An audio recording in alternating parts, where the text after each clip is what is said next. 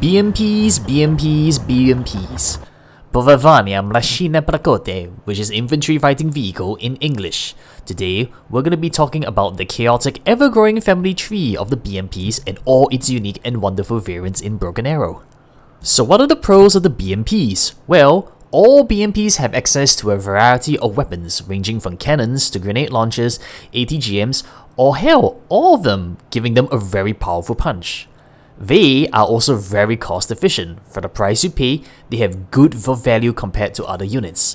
Lastly, all of them are amphibious, allowing you to swim across rivers and bypass obstacles, like a bridge with enemies ready to ambush you. However, for their cons, with no access to APS, these units are very vulnerable to AT and ATGMs. Lastly, they are not the fastest vehicles in the game. This means they will take a longer time to get to the front lines.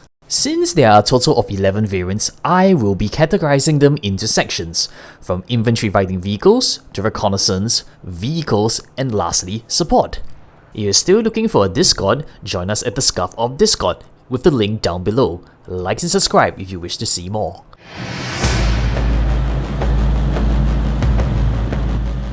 BMP-1, the grandfather that started it all. These guys are the reason why the Bradleys also exist, so you can thank the Russian bear for it.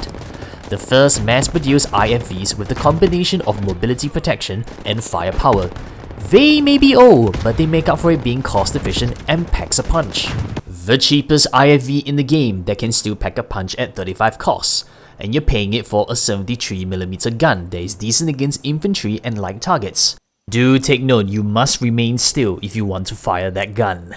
You can upgrade it to give it an ATGM to deal with vehicles, and it has a minimum 100 meters arming range, 100 meters lesser than every other ATGM units. And you get a smoke. Further upgrades will give you an improved ATGM plus a grenade launcher. That launcher will do quick work against infantry at distance, or the alternative, give it a 30mm cannon that is great all around and can even shoot down helicopters. For a further price of 10 costs to add a cage armor, it will make them more resilient against American tanks. With the additional HP of 16 and some heat protection, now those pesky Abrams will now need at least 3 shots to kill you. Do take note, giving it the cage armor will lose its ability to be amphibious. Lastly, it can fit up to a total of 8 men, making them great synergy with guards and motorized specs infantry where you can put 8-man sized infantry in them. BMP-2s, the second generation, and an improved version of the original BMP with an entirely new turret. These are made to replace the aging 73mm Grom gun as it was deemed obsolete on the BMP-1. This is a very cost-effective IFV with a versatile 30mm cannon with access to a good ATGM and smokes for a price of 55 cost. You can upgrade it with a grenade launcher, increasing its effectiveness against infantry. Or you can go for the Berezov turret, increasing its optic range to 1400 range and changing its ATGM to the Kornet, allowing you to ripple fire twice with a high penetration of 1000, reaching up to 1600 meter range. Up-armoring it will give it 16 HP with some heat protection, causing most pesky American tanks needing 3 shots now to kill you. Lastly, they can fit up to 7 men, making them great synergy with coastal infantry where you can put 7-man size squads into them. BMO-1, a BMP-2 that sacrificed its ATGM, a reduced crew compartment in order to have access to 2 smokes for the price of 50. Like the BMP-2, it also can be up-armored to give it 16 HP, giving them some heat protection. Lastly, they can only fit up to a total of 4 men, allowing you to put small size squads ranging from reconnaissance to weapon teams like ATGMs and anti-air. The BMP-3, the next successor and complete radical redesign of the vehicle with a bigger chassis and making it the most heavily armored infantry fighting vehicle in the world, all because the Russian bank went, "Put a 100mm gun on it, comrade. This is excellent idea, comrade." BMP-3s, a powerful IFV with a 100mm cannon, versatile 30mm cannons with a good ATGM that lets you fire on the move, and access to 3 PKT machine guns for an effective cost of 65. Holy. And it's also an autoloader, meaning the reload speed will not be affected by the crew stress level. By upgrading it to the BMP-3M, It will enhance the optic range to 1400 meters, extending the range of both your 100mm cannon and ATGMs, and significantly improving the ATGM's penetration and damage. Plus, you're given a 30% jammer to reduce ATGM effectiveness against you, and with 2 smokes. Or hell, give it more firepower! Give it the Equator turret lets you have access to a 57mm cannon that is effective against every single vehicle up close. With a high penetration Kornet-T ATGM that ripples fire twice, a bullet rocket with high 300mm penetration effective against infantry and vehicles while still retaining your 3 PKT machine guns. Up armor rate will increase the vehicle to 16 HP, but a massive increase in heat protection. This makes you more resilient against heat projectiles, also forcing American tanks to use AP, which still requires 3 shots to kill you. Lastly, it can fit up to a total of 7 men, making them great synergy with coastal infantry where you can put 7-man size squads. The BMP-3F Sodema, a coastal variant of the BMP-3 with the same powerful weapon platforms for the same price of $65. Its upgrades consist of upgrading the gun for more range, optics, higher penetrations and damage on the ATGM, or a 30% jammer to reduce ATGM effectiveness and giving you access to another pair of smokes. Lastly, it can fit up to 7 men as well, making them great synergy with mechanized infantry specs where you can put 7-man size squads. So, we know the weapon platforms and its capabilities. How do we use these guys? Work these guys en masse. Quantity has a quality of its own. Send these cost-effective IFVs out and work them together with your infantry. The doctrine is to use rapid movement and combined arms tactics with these guys. This includes hammer and anvil tactics, where your infantry and enemy is on the forefront while using your BMPs to do flanking maneuvers from the sides or rears of your enemies. All variants has great firepower. From newer generations having more access to powerful weapons, you will dish out so much damage that the enemy infantry will be quick to getting shocked and eventually panicked, making them excellent fire support vehicles at the back supporting your infantry at the forefront. Be very careful against infantry with strong AT and ATGMs. We want to avoid those as much as possible. Get out of range from an AT, or use the terrain or buildings for cover against ATGMs. The BMP-1 73mm ground gun can be intercepted by APS. You can use it as a way to bait an enemy's APS out, allowing other units with more powerful ATGMs to get through. The BMP-1P ATGM may not be as strong or reaches as far, however, with a lesser minimum arming range of 100, you can catch people off guard if they think they can go below 200 meters and be safe. For the BMP-2M and the BMP-3M Equocta, with your Kornet ATGM, you can work these guys in pairs and fire 4 ATGMs at any vehicle you come across. Even if one APS stops it, that is still 3 high penetration hit missiles coming right at their face. A very scary combo indeed. Do take note, these vehicles required to stay still in order to fire and guide the ATGM all the way through. If staying still is an issue, the BMP-3 and the Sodema variant can fire their ATGMs on the move for a lesser penetration of 750. With the BMP-3M Equota, if you can get close and get a side or rear shot, that's 2 damage per shot from an autocannon that MBT is going to be taking. Also, the Equota bullet rockets can be fired on the move, great against infantry and vehicles. You can also use your bullet rockets to bait APS out, allowing access for your powerful ATGMs to get through. Once combat is done, pack up your infantry, restock, and repeat the cycle again and again and again and again. Keep putting pressure on the front line. You can afford to take losses more than your enemies.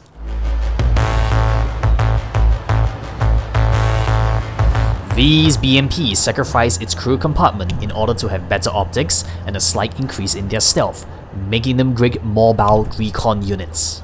BRM-1K, a BMP-1 with an optic range of 2000 for a price of 60 costs. You can change that ground gun for a 30mm cannon that makes it great all around with the capability to shoot down helicopters. Or you can upgrade it to the PRP turret, upgrading its optic range to 2400 range, and it can even laser targets. Do take note, all you will have is just one machine gun. Also, you can upgrade it with a cage armor to make it more resilient. Just take note, you will lose its ability to swim. BRM3K, a BMP3 with an optic range of 2000 for the price of 80, with an access to a 30mm cannon that is great all around and with a laser designation. You can make it cheaper to give you access to the PRP turret, losing the 30mm cannon but increasing its optic range to 2400 range.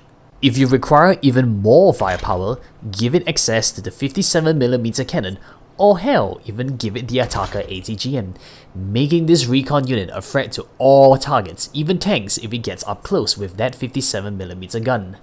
Do take note, while upgrading it to the 57mm option, your optic range will drop from 2000 to 1750 range, and lose the laser designation. It being a BMP-free chassis, you can up armor it to give it 16 HP, and it gives you access to a massive increase in heat protection, making you very resilient against heat.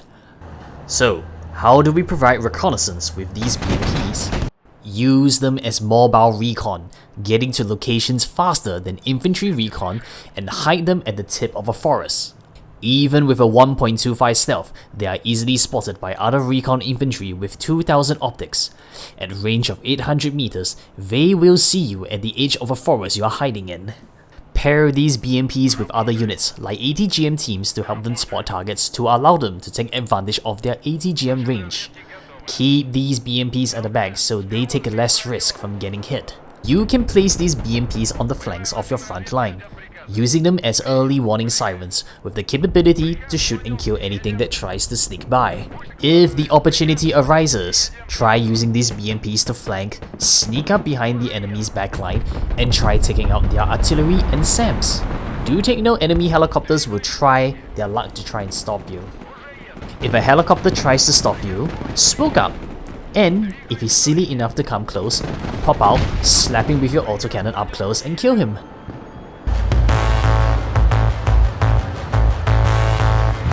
Turretless BMP-3 repurposed to either expand troop capacity or serve a new weapons platform. The BT-3F, a BMP chassis that is turned into a large transport with the capacity to fit 14 men for a cost of 55. This lets you put a pair of 7-man squads, making great synergy with mechanized infantry if you want to bring out more squads to the front. You have 3 PKT machine guns, but optional, you can improve one to change to a Kornet-T HMG or an AP-23 autocannon for more damage and range that is effective against infantry. If taking hits is still a concern, you can even up armor it, giving it 16 HP and massively improving your heat protection. So, how do we use this chunky boy? Well, its true purpose is to transport infantry to the front line. With a large capacity, you can fit in a mix of different infantry, giving you more flexibility to the situation. You can still use them as fire supports when needed, especially with that AP-23 autocannon. Only recommended if you know your weapons can outrange the enemy's AT. Or lastly, keep them as battle taxes to quickly transport 2 pairs of infantry back and forth to resupply them and bring them back to the front ASAP. The 9P162 Kornet-T, a BMP-3 that stripped everything off in order to have access to a really powerful Kornet-T ATGM. It can ripple fire 2 ATGMs at once at ranges up to 1600 meters, also with a high penetration of 1000 against vehicles and even high damage of 15 against light targets and infantry. You can upgrade it to the Chrysanthemi platform, increasing its range to 1700 meters and a high penetration of 1100, making it a dangerous threat to heavy armored vehicles. Do take note, its optic range also increases to 1400 range, and it can multi-target up to 2 targets. Also, it's an autoloader, meaning reload speed will not be affected by the crew's stress level. Lastly, if you up armor it, it will increase its HP to 16 and giving it high heat resistance, making them more resilient. So, how do we use these low riders? They are best used as fire supports, moving at the back with your armor, helping to dish out a large amount of damage against the strongest armored vehicle. Pair this up with a recon unit to help you spot targets to let you take full advantage of your ATGM range. Treat them as tank destroyers, waiting to ambush any vehicles that pops up within range. Don't forget, it's capable of killing infantry too. Do take note for both the ATGM platforms, it has a minimum arming range of 200 meters and requires to stay still in order to fire and guide the missile.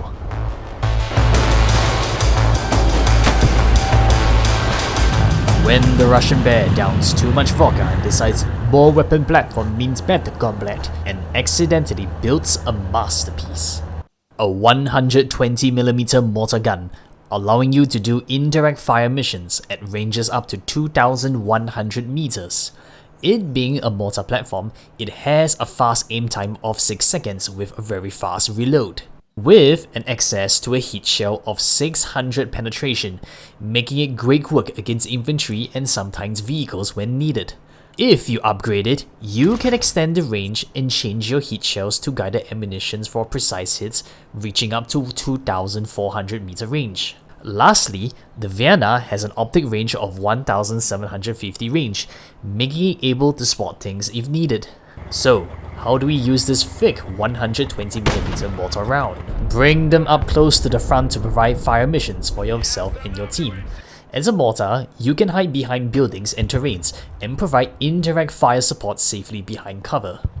You can also use them as a recon if needed to spot targets at 1,750 optic range, and it will lose sight of targets up to 2,200 range. Just remember, you still can run the risk of getting spotted too. With access to heat shells, you can provide fire support up to 1,200 range when needed. Do take note it does have a very long aim time of 6 to 8 seconds and must stay still, but it benefits from having a fast reload. If you have upgraded to using the guided shells, it can work really well in conjunction with recon units that can laser targets, allowing you to deliver devastating top attack hits even against the toughest of vehicles. If you're in a situation where you need to do a fire mission but it's in the open area, smoke the front and use it as cover while you move your Vena down front without being spotted or seen. Keep the Vena moving, do not keep it too close to the front line as attentive players will try to catch up to your shenanigans and will try to take them out. The Derivatsiya Kornet. With a 57mm gun with a range up to 1,900 meters at low and high altitude, any helicopters flying too close to the sun stands no chance of it going home as this gun will tear them apart. It's even effective against infantry and vehicles. With a penetration of 120, it is a very dangerous threat against vehicles up close. Do not underestimate that 57mm gun. Or upgrade it to the Sosla platform, giving you access to the best non-radar Kornet in the entire game. With a range of up to 2,400 range at low altitude, with a damage of 12.5, it is a serious threat to any pesky flying machines that dare to fly close to your airspace. So, how do we use this fine art of a machine? Put these guys close up to the front line and cover your ground forces from enemy helicopters. Ideally, keep them in the open fields or edges of forests. With Kornets having an optic range of 3,200 for low altitude, it can help to spot those pesky flies coming in from earlier. Do not underestimate that 57mm gun. Up close, it will easily pen through the sides and rears of the toughest vehicles in the game. For the Sosla's platform, it has the ability to outrange every ATGM helicopter in the game and is unable to be seated due to having no radar, making this unit a dangerous flytrap for helicopters that tries to go near its AA web. It has a clip of 12 anti-air missiles before it needs to reload. Do pay attention to the clip size because at that moment, it will only do a full reload once all 12 missiles are fired or if you go back and resupply. Keep this unit moving. Enemies will throw everything at it, from artillery to MLRS, bombing runs, or hell, even charge straight at it to the front lines if you're too close. Don't let them lock you down, they will really want to crush this little nasty spider you have. This sums up for the BMPs and all its variants.